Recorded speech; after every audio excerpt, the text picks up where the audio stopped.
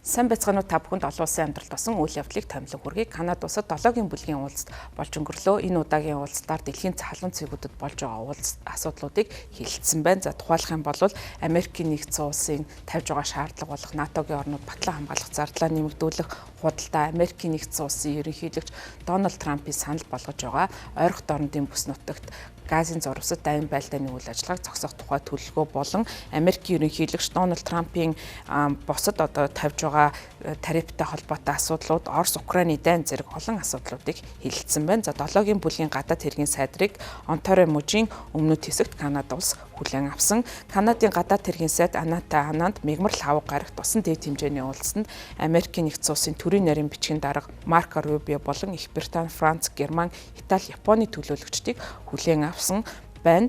За Европын холбооны гадаад хэрэг хариуцсан дэд комиссар Кача Каллас, Австрали, Бразил, Энэтхэг, Сауди Араб, Мексик, Өмнөд Солонгос, Өмнөд Африк, Украины гадаад хэргийн сайд нар мөн уулзалтанд оролцсон. Бид Америкчуудын аюулгүй байдал, Америкийг болон дэлхийн аюулгүй байдлыг энэ тэргүүнд тавих болно гэдгийг Марко Рубио олон нийтийн нийгмийн сүлжээнд бичсэн постондоо оруулсан байна. Америкийн нэгдсэн улсын ерөнхийлөгч Дональд Трампын зүгээс улс орнуудад тариф ногдуулж байгаа. За үүнтэй холбоотойгоор Канада Америкийн харилцаа хурцдсан үед энэ удаагийн уулзалт болж байгаагаар мөн онцлогтой болж байна. За гэвч холбоотнуудын энэхүү бүлгэн Трампын худалдааны асуудлаар тавьж байгаа шаардлага болон дэлхийн даяар өрнөж байгаа мөргөлдөөнийг зогсоох янз бүрийн саналуудаас болоод томоохон санал зөрөлтөөнтэй асуудлуудаар тулгарч байна. За тухайлах юм бол Трампын хувьд саяхан Онтарио мужийн засгийн газар Америкийн нэгдсэн улсын тарифын эсрэг сурталчилгаа явуулсан. За үүнтэй холбоотойгоор бухимдсан. За харин Канадтай хийсэн худалдааны хэлэлцээрийг үүнээс болж зогсоох шийдвэр гаргасан. За тийм учраас Канадын ерөнхий сайд Марко Карни уг сурталчилгааны төлөө уучлалт Америкийн нэгдсэн улсаас хүссэн. Өнгөрсөн 7 хоногт Америкчуудад бэлэн болсон үед нь худалдааны харилцааг үргэлжлүүлэхэд билэн гэдгээ мэдэгдэж байгаа. Канадын гадаад хэргийн сайд Аната Анандын хувьд Марко Рубиотой тусад нь уулзалт хийсэн. Гэхдээ энэ удаагийн уулзалт нь бол худалдааны асуудлаар ярилцахгүй. За учир нь гэвэл худалдааны асуудлыг худалдаа хариуцсан Америкийн тусгай төлөөлөгч асуудлыг хэлэлцэх учраас энэ удаа энэ асуудлыг хөндөж ярилцахгүй гэж мэдэгдсэн.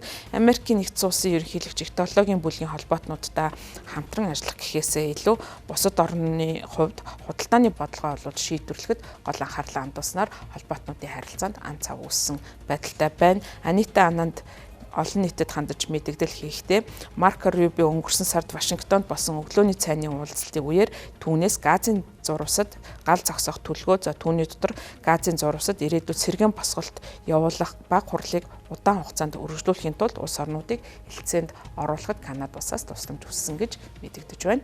7-гийн бүлгийн гадаад хэргийн сайд нар лав гаргийн өглөө Украины гадаад хэргийн сайдтай мөн уулзсан байна. За одоогийн байдлаар өвөл ойртож байгаа Оросын дайралт улам эрчимжиж байгаа учраас Украины зүгээс эрчим хүчний дэд бүтцээ сайжруулах, за энэ хүү цохилтонд өртөж байгаа эрчим хүчний дэд бүтцээ сэргээхэд нь тусламж хэрэгтэй байгаа учраас 13 сая фунт стерлингийг Их Британи улс олгоно гэдгээ мэдгдсэн. За энэ мөнгө нь цахилгаан, гэрэл, халаалт, усны хангамжийг засах, украинчуудад хүмүүнлэгийн тусламж үзүүлэх зорилготой юм байна. За уулзалтын өмнө хийсэн мэдээлэлтэй Их Британи гадаад хэргийн сайд Ивет Купер Оросын холбооны улсын ерөнхийлөгч Путиний явуулж байгаа дайн нь өвөл ойртож байгаа учраас украинчуудыг харанхуй хүүтэнд оруулахыг санаархаж байгаа. За тийм учраас Их Британий дэмжлэг нь тус улсыг гэрэл цахилгаан халаалттай байхад нь туслана гэж мэдэгдсэн. За мөн Канада улс үүнтэй төстэй мэдээллийг их 7 буюу 7-гийн бүлгийн уулзалтын үеэр хийсэн байна.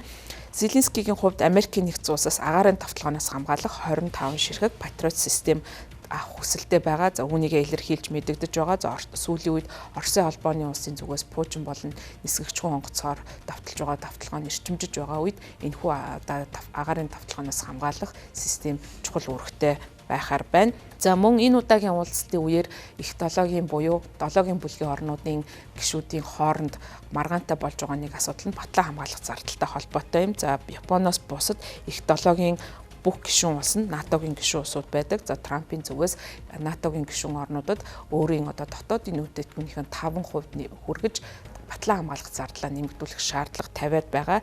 За энэ шаардлагыг хүлээн зөвшөөрсөн хэд хэдэн улс гарсан ч гэсэн зарим нь энэ шаардлагыг биелүүлэхгүй байгаа. За НАТОгийн гишүүн орн дундаа Канада, Итали улсууд энэхүү дотоодын үүдэтгүүнийхэн 5% хүргэж батлан хамгаалах зардлаа нэмэгдүүлэх боломжгүй харагдаж байгаа. За тийм учраас энэ байдал дээр Америкийн нэгдсэн улсын ерөнхийлөгч Дональд Трамп бухимдалтай байгаагаа мэдэгдэж байгаа. За Канадын гадаад хэргийн сайд мэдэгдэхдээ Канада улс 2035 онд дотоодын нийт бүтээгдэхүүнийхээ 5% батлан хамгаалах зардлаа хүргэнэ гэж мэдэгдсэн. За газын зурвастай холбоотой асуудал дээр мөн 7-гийн бүлгийн орнуудын хооронд маргаан ан цав үүссэн байгаа нь харагдаж байна. За Америкийн нэгдсэн улсаас бусад орнуудын хувьд Израильтай одоо Израилийн энэхүү бүсэд явуулж байгаа дайн байлдааны үйл ажиллагаанд их их шүүмжлэлтэй хандаж байгаа. За Америкийн нэгдсэн улсын хувьд ойрхот орнуудтай гол холбоотон гэдэг утгаараа Израилийг дэмцээр байгаа. За харин бусад орнуудын хувьд Израиль энэхүү дайн байлдааныхаа үйл ажиллагааг Газын зурвасад зогсоохгүй байгаа учраас